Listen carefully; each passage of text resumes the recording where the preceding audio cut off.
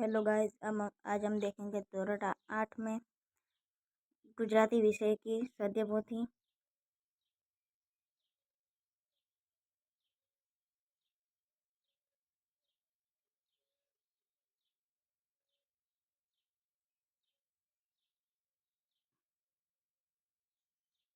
जिसमें पहला पाठ आ तो इस ताणों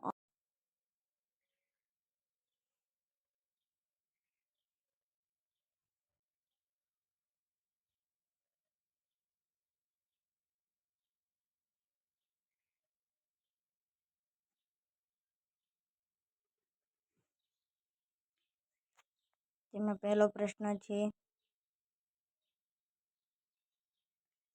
તમારે પ્રત્યય લગાવવાના છે, જેમાં પૂર્વ પ્રત્યય નવ, એમાં નવ નિર્માણ, નવ જીવન જેવા ઘણા થાય છે. નવગ્રહ, નવ દુર્ગા, નવ દંપતી. પછી છે શબ્દનો અર્થ તો નવું જીવન, પછી નવગ્રહ તો નવું ગ્રહ, પછી નવ દુર્ગા તો નવ દેવીઓ, પછી નવ દંપતી તો નવું પરણેલું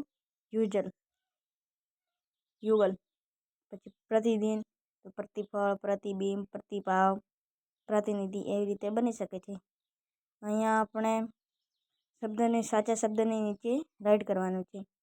જેમાં ઈશ એટલે આપણે કહી શકીએ ભગવાન, પરમેશ્વર, ધણી, ઈશ્વર, માલિક.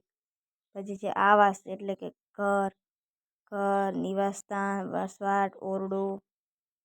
પછી છે હાસ તો હસવું અને હસવું તે.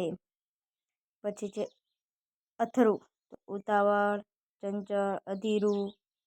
પછી છે સહિયારું તો ભેગું, ભાગવાળું, વેચ્યું ન હોય તેવું. પછી આવા ઘણા થાય છે. પછી અહીંયા તમારે જવાબ લખવાના છે. પહેલો પ્રશ્ન છે, પુષ્પદ અને પાંદડીઓ પછી કોનું? તો અહીંયા તમે જવાબ લખીશો માતા દીકરાના સબ પાસે બેસી રુદન કરતી હતી.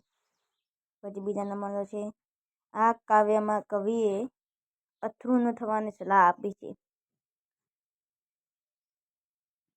તેમાં ધીરું લીટી જેની નીચે લીટી છે તેનો અહીંયા જવાબ આપણે લખવાનો છે. ડૉક્ટરે દર્દીને ધીરું ધીરું ચાલવાની સલાહ આપે.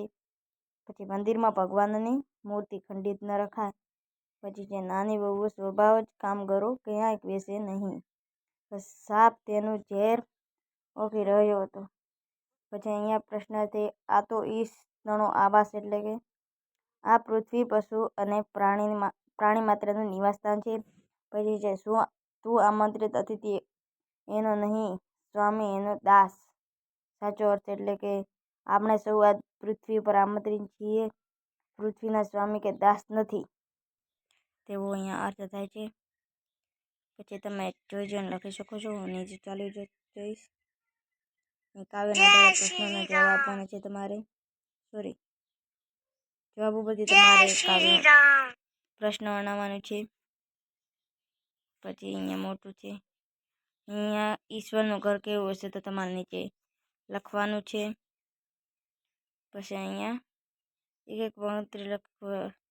એક પ્રાર્થના લખવાની છે તમારે. પહેલી છે જીવન અંજલિ, બીજી માતૃભાવનું પવિત્ર ચરણો, ઈતની શક્તિ, સુબહ સવેરે, મંદિર તારા વિશ્વરૂપળ અને મંગલ મર્દે ખોલો.